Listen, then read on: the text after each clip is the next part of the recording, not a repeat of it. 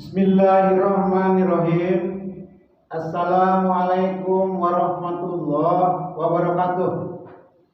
Selamat siang, salam sejahtera, Om Swastiastu, Namo Buddhaya, salam kebajikan.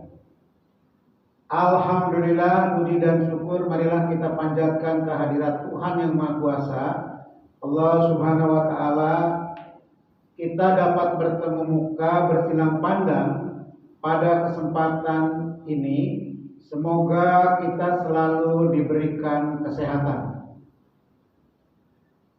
Perkenalkan, saya Adi Dasmin, Ketua PGRI Provinsi DKI Jakarta. Pertama, yang terhormat Mbak Vika dan Mbak Apin selaku narasumber dari JASO, Japan Student Service Organization.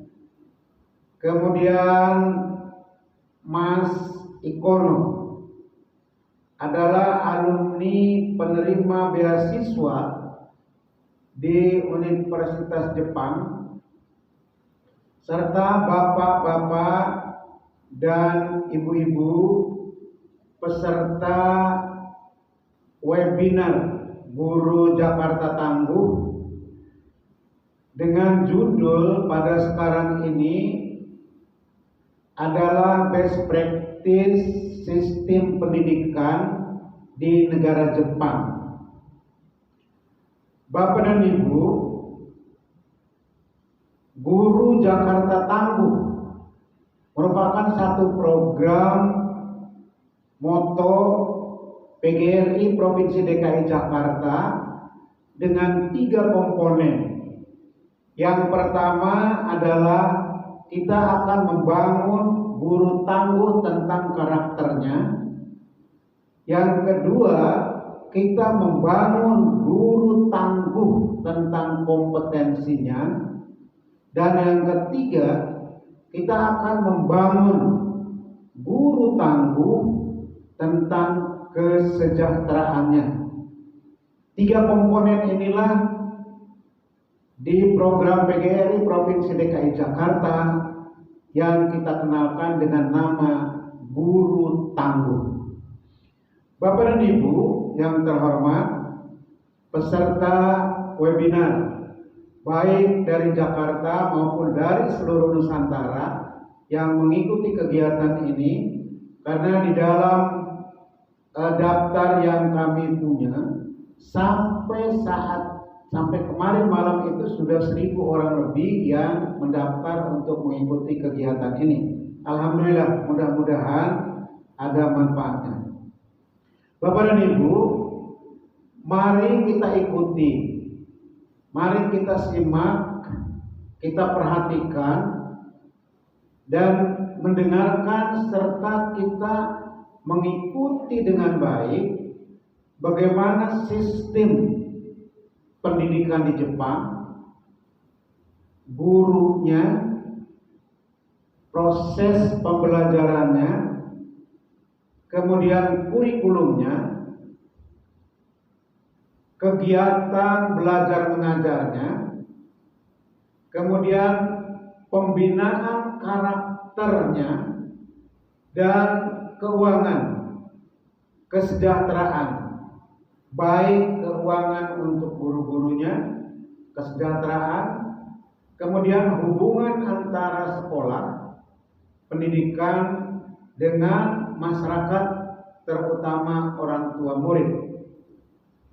Kemudian yang kedua, ibu bapak kita sebagai guru mendapatkan informasi beasiswa dengan belajar ke Jepang bagi bapak-bapak dan ibu-ibu guru di Indonesia untuk mengikuti pendidikan S2 dan S3 di Jepang.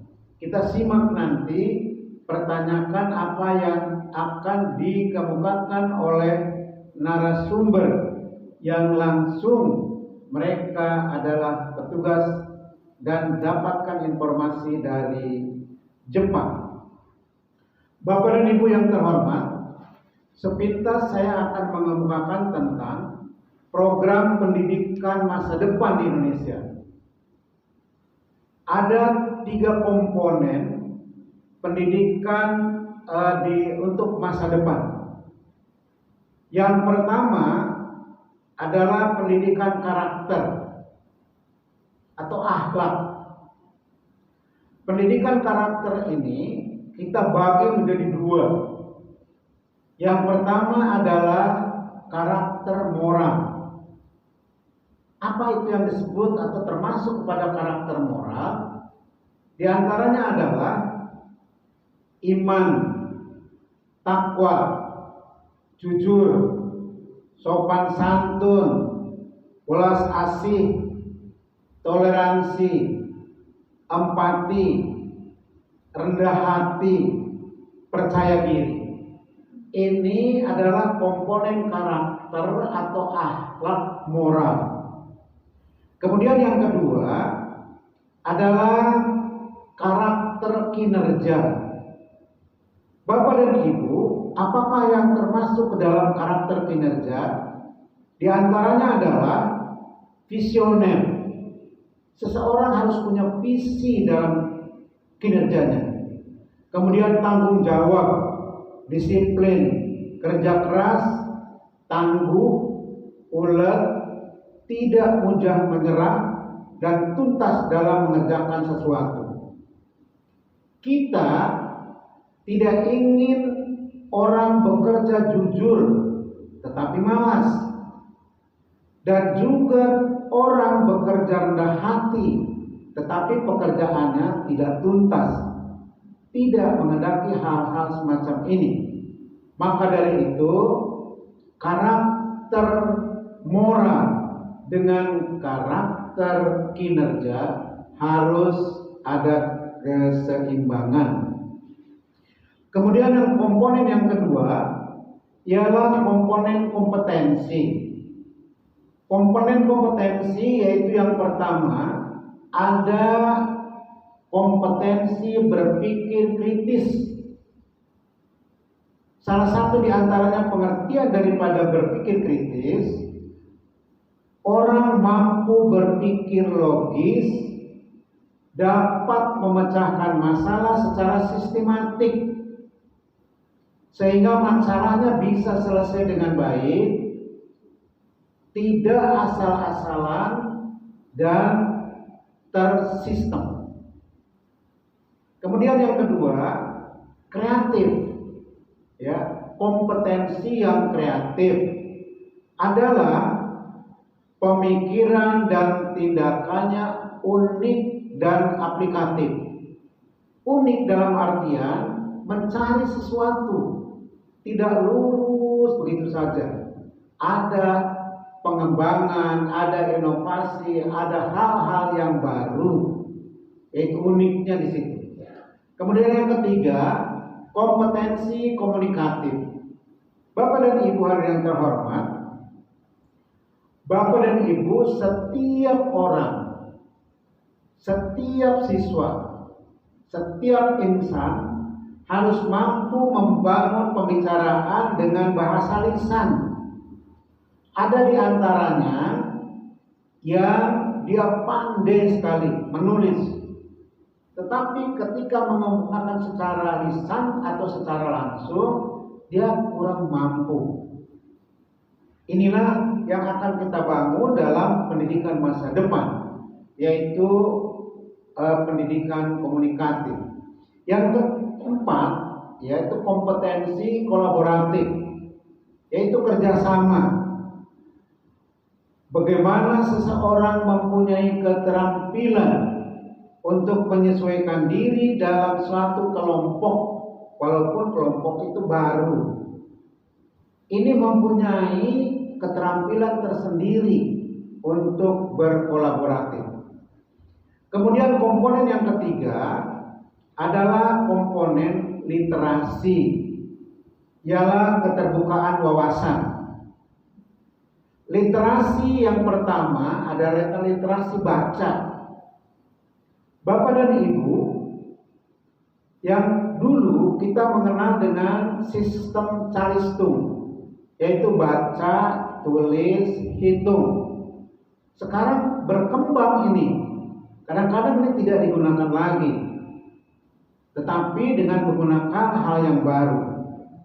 Ya, saya ambil contoh begini. Ketika anak-anak sekarang melaksanakan ujian, apakah itu ujian semester, apakah itu ujian harian, apakah itu ujian akhir, itu diberikan soal-soal tertulis. Ya, soal-soal tertulis. Anak-anak yang jawabannya baik, nilainya tinggi, adalah jawabannya yang sesuai yang diajarkan oleh Bapak dan Ibu guru. Tetapi untuk ke depan tidak lagi begitu. Ketika ujian, anak disodorkan kertas kosong. Dia suruh menulis apa yang dia bisa. Pasti anak itu bingung. Dengan kebingungannya itulah nanti akan menimbulkan satu pemikiran ya di dalam dirinya untuk dituangkan dalam bentuk tulisan. Apa saja dalam bentuk tulisan dalam ujian nanti yang dihasilkan. Itu nanti akan seperti itu. Ya. Kemudian yang kedua, literasi teknologi. Dan yang ketiga, literasi keuangan. Bapak dan Ibu hadirin yang terhormat, ketika anak diberikan satu lembar kosong dan untuk dikerjakan dalam bentuk soal ujian, itu mungkin kebingungan. Nah, kebingungannya itulah akan menghasilkan sesuatu yang baru. Dari buah pikirannya, hasil anak-anak itu sendiri. Itulah mendapatkan hal-hal yang baru. Kenapa? Karena untuk yang akan datang, Bapak dan Ibu, profesi-profesi yang sekarang dilaksanakan oleh manusia mungkin nanti tidak akan lagi. Sekarang juga sudah terjadi. Kita lihat di jalan tol, tidak ada orang lagi yang mengambil uang secara tunai. Kemudian banyak sekarang pekerjaan-pekerjaan yang tadinya dilakukan oleh manusia sekarang dilakukan oleh robot. Nah, dengan hal ini, inilah anak-anak yang untuk masa depan. Dapatnya dari mana? Dapatnya ini dari bangku sekolah dan dari keluarga. Untuk itulah Bapak dan Ibu, berbuatlah terus dengan tulus dan ikhlas. Semoga apa yang Bapak Ibu buat atau Bapak Ibu lakukan kelak yang akan menuntun Bapak dan Ibu ke surga. Demikian, terima kasih. Assalamualaikum warahmatullahi wabarakatuh.